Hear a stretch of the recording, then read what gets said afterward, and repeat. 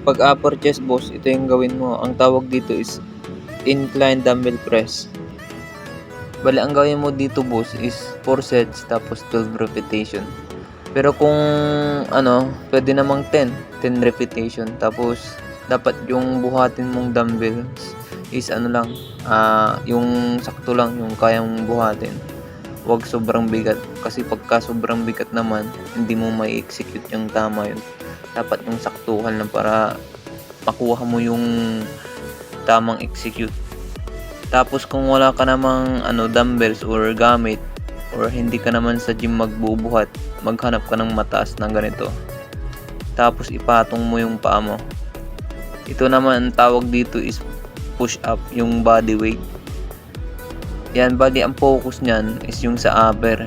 Yung ginawa ko kanina na incline dumbbell press, pareho lang yun. Pareho lang sila ng target upper chest. Gawin mo dito boss, gawa ka ng 5 set tapos 12 repetition or 15.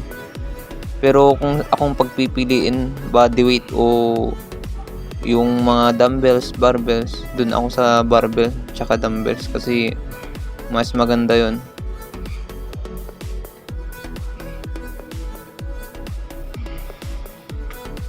Pagka sa middle naman boss, ganitong gawin mo. Ito hindi ko alam kung ano yung tawag dito. Pero ang focus nito is yung sa middle chest natin. Bali ang ginawa ko dito boss is 4 set tapos 12 repetition. Tapos yung 3 tapos 4 sets, ang nagawa ko lang dun is 10 repetition lang.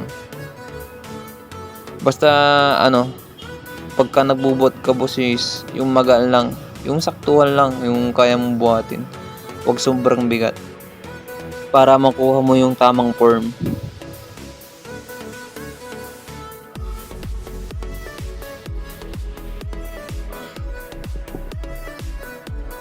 At ito, huwag mong kakalimutan pumiga lagi, lalo na pagkatapos mo magbuhat.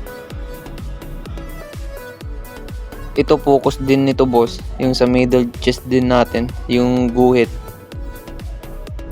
Yan, bali ang ginawa ko dito boss is 3 sets tapos 15 repetition. Dito boss, ito talaga yung wag ka magbubuhat ng sobrang bigat kasi delikado. Pag ganitong boss is magaan lang dapat, yung saktuhan lang para iwas pilay sa shoulder natin.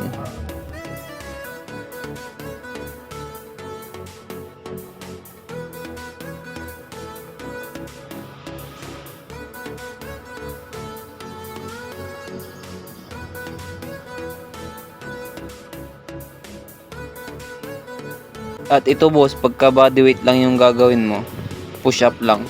Ito, diamond. Ito ang focus nito boss is sa middle chest din. Bali ang gawin mo dito boss, pwede kang gumawa ng 20, 30, mga ganon.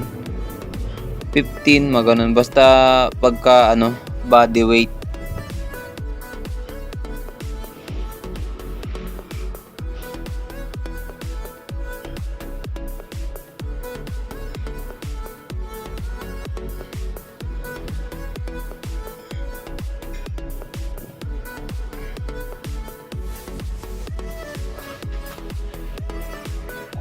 At ito naman boss, pagka sa gym ka magbubuhat, ito ang tawag dito is decline dumbbell press.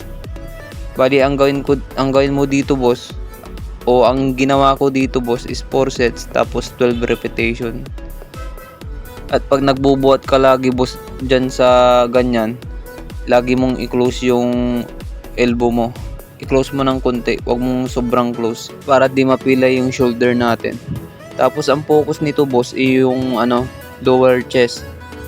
Tapos ito pwede naman ng ganito. Kung gusto mong barbell o trip mong mag barbell, ayaw mo ng dumbbell, yan pwede rin. Bali ang focus din yan boss is yung sa lower chest natin. Bali ang ginawa ko dito boss is 2 set lang kasi napagod na ako dun sa sa dumbbell.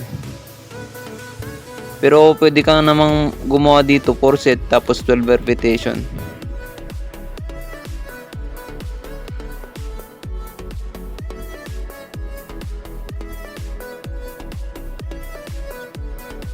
At ito boss, pagka bodyweight lang yung gagawin mo at yung ita-target mo is lower chest, itong gawin mo. Maghanap ka ng medyo mataas, tapos doon mag-push up ka. Yan, bali ang gawin mo dyan boss is 4 set tapos 20 repetition. Depende kung ilan yung kaya mong push up. Ang focus niyan boss is yung sa lower chest natin.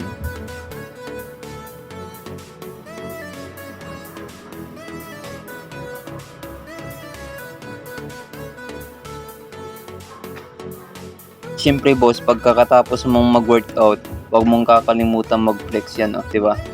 Para lalo kang ganahan. Para sa susunod na araw, magbubot ka pa rin. You know? Napam na naman tayo. Sheesh.